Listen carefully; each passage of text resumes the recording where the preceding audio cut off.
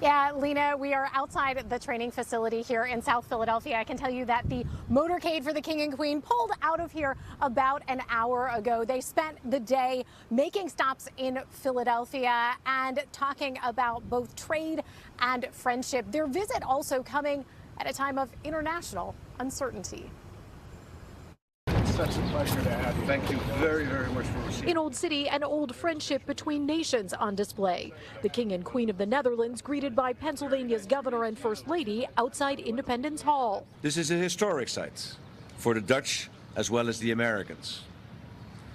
By declaring independence in 1776, the U.S. lit a beacon of hope for all freedom-loving peoples. King Willem-Alexander, alongside Queen Maxima, noting the long relationship and common bonds with the U.S. It is the origin of our democracy and the rule of law. With its separation of powers, respect for human rights, protection of minorities, and fair elections.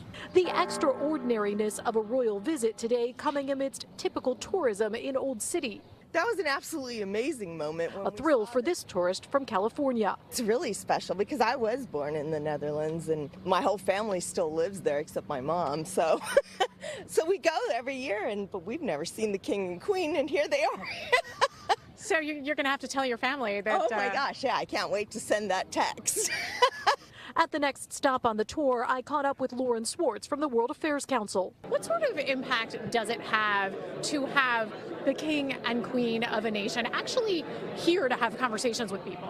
There's about $3 million in bilateral trade between the Netherlands and Pennsylvania every year, so there's already activity. And I think when we get a royal visit like this, it makes everybody turn their head towards that country and think, could we be doing more? And for Dutch companies, it might point them towards Philadelphia as a place to invest in the United States. The visit is coming at a time of international uncertainty in the war with Iran. What is it like to have them here at a moment like this?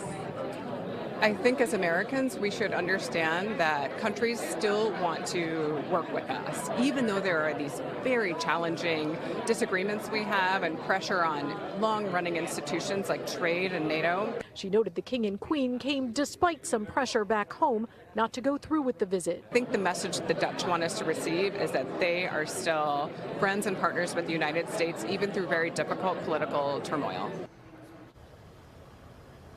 The royal visit included both trade and sports today. Coming up in our next hour, we'll show you what happened inside that Eagles training complex today and what the King and Queen will be going home with.